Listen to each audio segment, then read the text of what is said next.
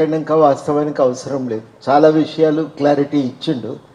కానీ ఒకటే మనం గుర్తు చేసుకోవాల్సింది ఏంటంటే పాత పెన్షన్ అనేది అది వ్యక్తిగతంగా ఒక వ్యక్తికి ప్రభుత్వం బాధ్యతగా ఇచ్చేటువంటి పెన్షన్.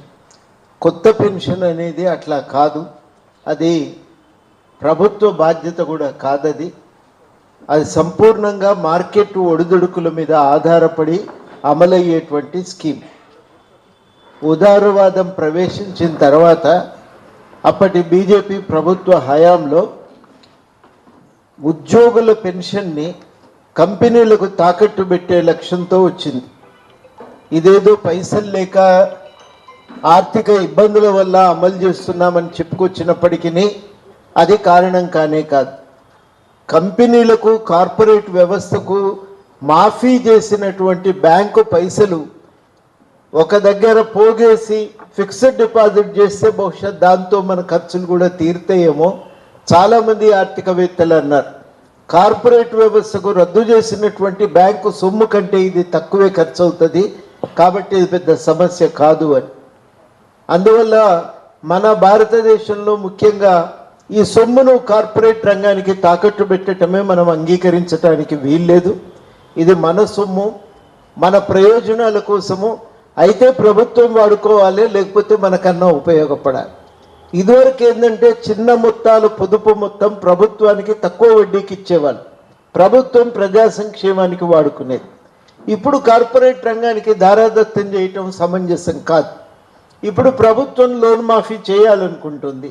ఇట్లాంటి సందర్భంలో ఒక సొమ్ము ఇట్లాంటిది ఉంటే ఆ తక్కువ వడ్డీతో ఆ సొమ్ము ప్రభుత్వం లోన్ మాఫీ లాంటి వాటికి వాడుకోవటానికి అవకాశం ఉంటుంది.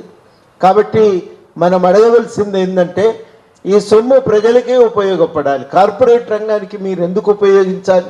వాళ్ళ సొమ్ము వాళ్ళు ఎట్లయినా సమకూర్చుకుంటారు అని మనం ఇవాళ ఒక స్పష్టమైనటువంటి ఆలోచనతో పాత పెన్షన్ విధానాన్ని పునరుద్ధరించమని అడగాలి. పెన్షన్ వస్తున్నప్పటికీ చాలామంది ఇబ్బంది పడుతుంటారు.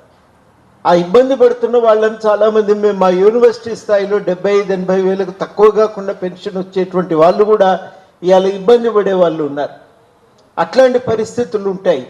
వేరే ఆదాయం లేదు, ఇది తప్ప ఇంకో మార్గం లేదనుకునేటువంటి వాళ్ళందరికీ చాలా అంటే చాలా ఇబ్బందులు ఉంటాయి. సడన్గా ఆరోగ్యం పాడవుతుంది. ఒకళ్ళు ఎవరినో మనిషిని చూసుకోవటానికి పెట్టుకోవాలన్నా 25-30 వేలు చెల్లించండి అయితే ఎవరు రారు ఇవాళ. అట్లాంటి ఖర్చులు ఉన్నటువంటి నేపథ్యంలో తప్పకుండా గవర్నమెంట్ ఓపీఎస్ పునరుద్ధరించాల్సిందే. మన అదృష్టం కొద్దీ మనం చేసిన కృషి అనుకోండి, ప్రజల యొక్క ఆదరణ అనుకోండి, మొత్తం మీదనైతే ఒక మార్పును సాధించుకోగలిగినాం రాజకీయంగా. ఈ మార్పు అనేది వాస్తవానికి ప్రజలు గత 10 సంవత్సరాలుగా ఏ ప్రజాస్వామిక డిమాండ్లను లేవనెత్తుతూ ఏ మార్పు కోసం పోరాటం చేసినారో ఆ పోరాటాల ఫలితంగా వచ్చింది. మరి ఆ పోరాటాలు వెనుక ఉన్నటువంటి లక్ష్యాలన్నింటినీ మరి ఎన్నికల సమయంలో కాంగ్రెస్ పార్టీ గుర్తించటం, వాటి పరిష్కారాన్ని బాధ్యతగా స్వీకరించడం అనేది మనకు ఇవాళ ఒక వరం లాంటిది. ఆ పరిస్థితుల్లో ఇవాళ తప్పకుండా మన సమస్యలు పరిష్కారం అయ్యే అవకాశం ఉంది. మనం కూడా గుర్తించవలసింది ఏంటంటే ఒక సంభాషణ అనేది కొనసాగించడానికి ఇవాళ వెసులుబాటు ఉంది. మల్లు రవి లాంటి వాళ్ళు అందరికీ అందుబాటులో ఉండేటువంటి వ్యక్తులు వారు ఉన్నారు. కాబట్టి మనం చాలా విషయాలు ప్రభుత్వానికి చేరుకోవటానికి ఇది సులువైనటువంటి పద్ధతి.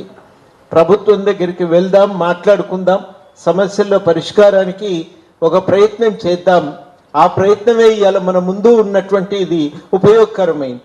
నాకే ఒక్కొక్కసారి విచిత్రం అనిపిస్తుంది. మల్లారావు గారు పొద్దున్న లేస్తే ఏ ధర్నా ఏ మీటింగ్ అని ప్లాన్ చేసుకునేది, ఇప్పుడు ఇవన్నీ ఏ మినిస్టరు ఏ సెక్రటరీ ముందు ఏ ఆఫీసర్తో మాట్లాడాలి, ఇది కొత్తగా అనిపిస్తున్నది. అలవాట్లేని పద్ధతి. 20 ఏళ్ళుగా మనకు ఒకటే తోవ తెలిసింది. ఇవాళ కొత్త తోవ ఆవిష్కరణ కావటం అనేది ఒక్కోసారి విచిత్రం అనిపిస్తుంది. అన్నీ నా దగ్గరికి రోజు 10, 20, 30 వస్తాయి. అన్ని పట్టుకొని రోజుకొక శాఖ దగ్గరికి పోయి వాళ్ళతో కూర్చొని డిస్కస్ చేసి ఈ పరిష్కారం ఎట్లయితే అని అడిగి, ఇట్లా కాదండి దీనికి ఇబ్బంది ఉందంటే మళ్ళీ దానికి ఇంతసేపు మత్స్యం రెడ్డి గారిని అదే అడుగుతున్నా. 317 దాని విషయంలో తలెత్తిన బాధితులకు పరిష్కారం ఏంది అని అడుగుతున్నా. వారు ఒక ఉపాయం చెప్పినారు, పలానా ఆఫీసర్ దగ్గరికి పోతే ఆయనే ఉపాయం చెప్తాడు, ఎట్లన్నా చేసి దాన్ని ప్రయత్నం చేద్దామని. ఇది కొత్తగా జరుగుతున్నటువంటి ఒక ప్రయత్నం. వాళ్ళను గౌరవించినట్టు, వాళ్ళ శక్తియుక్తులు మన పరిష్కారానికి ఉపయోగించినట్టు అవుతుంది. ఆ ప్రయత్నం మనం ఇవాళ సీరియస్గా చేయవలసిన అవసరం. ఇది కొత్తది.